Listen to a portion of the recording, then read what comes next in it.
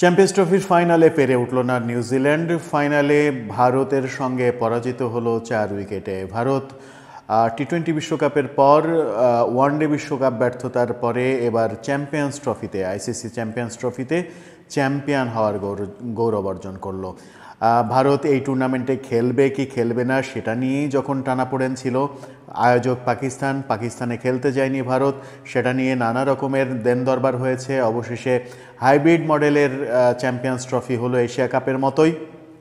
সেই হাইব্রিড মডেলের চ্যাম্পিয়ন্স ট্রফিতে বিদেশি ভেন্যু হিসেবে দুবাইয়ের স্টেডিয়ামকে বেছে নেওয়া হয়। সেই একই স্টেডিয়ামে সবগুলো ম্যাচ খেলেছে ভারত, একই হোটেলে থেকেছে, সেটা নিয়েও নানা রকমের সমালোচনা হয়েছে। আইসিসি ভারতের অনুকূলে কাজ করে সব সময়, কিন্তু সব সমালোচনাকে পাশ কাটিয়ে ভারত ফাইনালে নিউজিল্যান্ডকে দাপটের সঙ্গে পরাজিত করলো। 1 ওভার বাকি রেখেই চ্যাম্পিয়ন্স ট্রফির ফাইনাল জিতে নিল ভারত 4 উইকেটে। নিউজিল্যান্ড টসে জিতেছিল, টস ভাগ্য তাদের পক্ষে ছিল, কিন্তু টস ভাগ্য পক্ষে থাকার পরেও প্রথমে ব্যাট করে তারা সুবিধা করতে পারেনি। সেমিফাইনালে 360-62 রান করা নিউজিল্যান্ড এদিন মাত্র 251 রান করতে পারল। ভারতের বোলিং আক্রমণের মুখে নিউজিল্যান্ড পেরে ওঠেনি। তাদের ব্যাট থেকে দুটো হাফ সেঞ্চুরি এসেছে বটে, কিন্তু সেগুলো কোনো কাজে দেয়নি। ড্যারেল মিচেল 63 রান করেছেন, সেই রান করতে 101 বল খেলেছেন তিনি।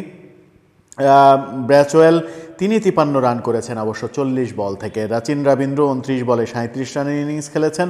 Rachin Ravindra man of the টুর্নামেন্টও হয়েছেন, টুর্নামেন্টে 263 রান করেছেন, একাধিক উইকেটও পেয়েছেন। আজকে রোহিত শর্মা ভারতের পক্ষে সর্বোচ্চ ভালো খেলেছেন, 76 রানের ইনিংস খেলেছেন, সেই উইকেটটিও রাচিন রবীন্দ্র নিয়েছেন। রোহিত শর্মাকে সেঞ্চুরি করতে দেননি, রোহিত শর্মাকে 76 রানে আটকে দেওয়ার কৃতিত্ব তার।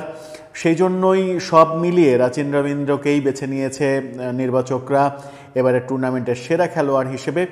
নিউজিল্যান্ডের সান্ত্বনা বলতে ওই একটাই, দল ব্যর্থ হলেও রাচিন রবীন্দ্র টুর্নামেন্টের সেরা খেলোয়াড় হয়েছে। বোলিংয়ে ভারতের পক্ষে কুলদীপ যাদব 40 রান দিয়ে 2 উইকেট পেয়েছেন। বরুণ চক্রবর্তী তিনিও 2 উইকেট পেয়েছেন 45 রান দিয়ে। রবীন্দ্র জাদেজা 1 উইকেট পেয়েছেন। আজকেও রবীন্দ্র জাদেজা ফিনিশিং টাসে ছিলেন, সেমিফাইনালেও তাকে সেটাই দেখা গেছে। রবীন্দ্র জাদেজা তার অবসরের সময় এসে গেছে, শোনা যাচ্ছিল এবারের চ্যাম্পিয়ন্স ট্রফি শেষেই রবীন্দ্র জাদেজা, রোহিত শর্মা দুজনই হয়তো অবসরে চলে যাবেন। সেই ঘোষণা আসেনি, যেহেতু দল চ্যাম্পিয়ন হয়েছে, ঘোষণা আসতে হয়তো সময় লাগবে। ব্যাটিংয়ে নেমে রোহিত শর্মার 76 রানের কল্যাণেই মূলত ভারত এগিয়ে যায়। রোহিত শর্মা এবং শুভমান গিল ভালো খেলছিলেন। শুভমান গিল 31 রান করেছেন, শেষ পর্যন্ত ভালো স্কোর করতে পারেননি, কিন্তু শ্রেয়াস আয়ার 48 এবং KL রাহুল অপরাজিত 34 রানের কল্যাণে তারা কিন্তু জয়ের বন্দরে পৌঁছে যায় 49তম ওভারে। বোলিংয়ে ব্র্যাচওয়েল তিনি 2 উইকেট নিয়েছেন, স্যান্টনার অধিনায়ক তিনি 2 উইকেট নিয়েছেন, জেমিসন তিনি 1 উইকেট নিয়েছেন।